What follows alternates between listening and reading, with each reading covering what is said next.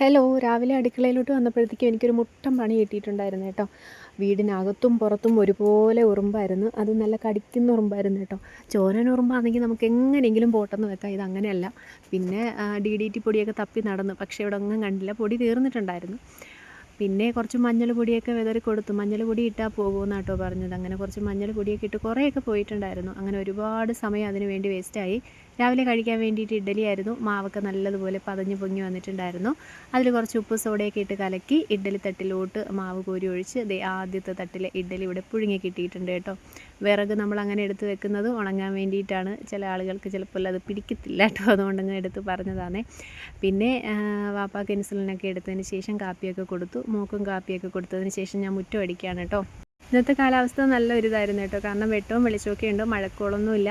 അപ്പോൾ തലേന്നൊന്നും അല്ല, 2-3 ദിവസം മുന്നേ കഴുകിയിട്ട തുണികളാണ്, ഇതുവരെ ഉണങ്ങിയിട്ടില്ലായിരുന്നു. അതൊക്കെ ഞാനൊന്ന് മടക്കി ഇട്ട് കൊടുത്തു കേട്ടോ. രാത്രി കാരണം പട്ടിയുടെ ശല്യം ഉള്ളതുകൊണ്ട് പട്ടി എടുത്തുകൊണ്ട് പോകും തുണികൾ താഴ്ന്നൊക്കെ കിടന്നു കഴിഞ്ഞാൽ. അതുകൊണ്ട് ഞാൻ കുറച്ച് മടക്കിയിടും.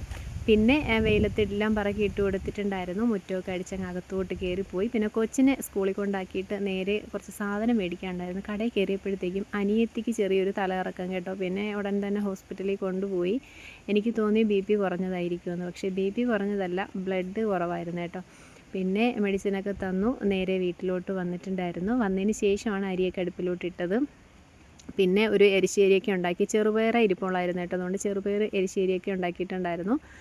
പിന്നെ ഒരു തട്ടിക്കൂട്ടി സാമ്പാറും ഒക്കെ റെഡിയാക്കി എടുത്തിട്ടുണ്ടായിരുന്നു. ഇതിൻ്റെ ലോങ് വീഡിയോ നമ്മൾ അപ്ലോഡ് ആക്കിയിട്ടുണ്ട്. കാണാൻ താല്പര്യമുള്ളവർ കയറി കണ്ട് സപ്പോർട്ട് ചെയ്യുക.